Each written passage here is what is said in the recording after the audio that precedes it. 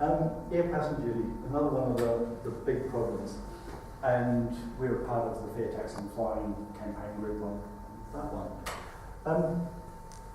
In the past 5 years, well, starting back a bit, air passenger duty was brought in by government because you can't tax aviation fuel. Because if you tax aviation fuel, the planes would just fly to one country with the fuel up there, so there's no point in doing it, and it would distort international trade. So because it would distort international trade and wouldn't be effective, they don't tax it, so the government kind of turned around and said, okay, if we can't tax you that way, we're going to tax you by introducing a new passenger tax. And that was kind of fine. It was at a kind of reasonable rate of about £5 per passenger per flight. No big deal. Up until 1997, and then government realised that this was an incredibly good wheeze because you've only got kind of a handful of airlines. They collect the tax for you. It's incredibly hard to escape it. And so it's one of the most efficient taxes for the government to levy. And as kind of tourism increases, so does the amount that you get from it.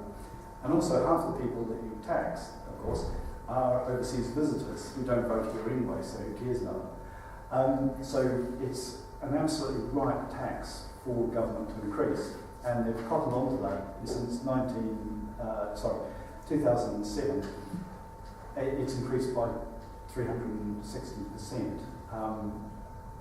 Inflation over that time has been 13%, so it's slightly above the inflation rate increase.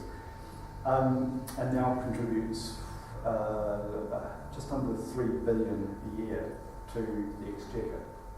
But the problem is, as the real cost of flights has decreased over the years,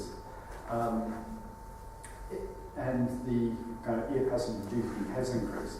So you used to have, flights cost this much in real terms, and the tax was this much, and no one really cared about it, because the kind of real cost of travel has gone down, tax has gone up.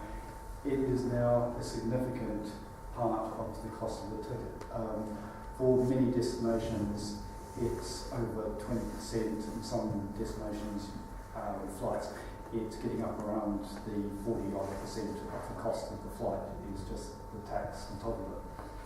So you put that into terms. If you were, say, a family of 4 coming from overseas to the UK,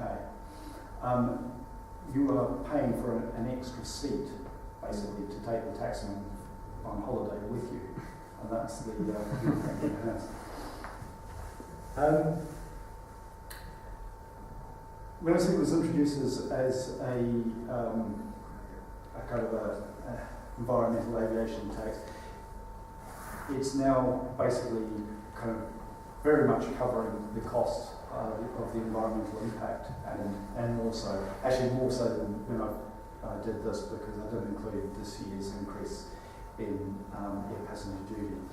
So it's aviation, you can kind of hear about it being a huge polluter, and it's not small, but it is only still 6% of emissions in the UK.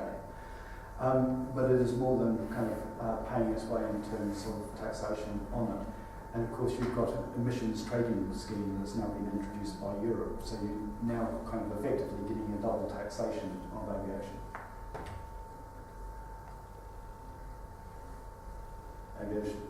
Emissions trading scheme. So basically we're proposing that a review is undertaken, and if you saw the outcome of the Transport Select Committee last week, they hit the headlines for saying that they don't think Morris Island kind of airport idea will work. One of their other things they've said is, yes, air passenger duty is ridiculous at the current levels and there should be a government review. So we're making progress on that.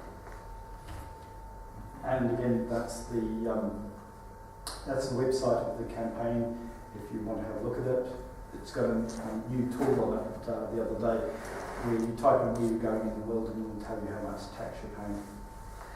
Probably best not to do that, but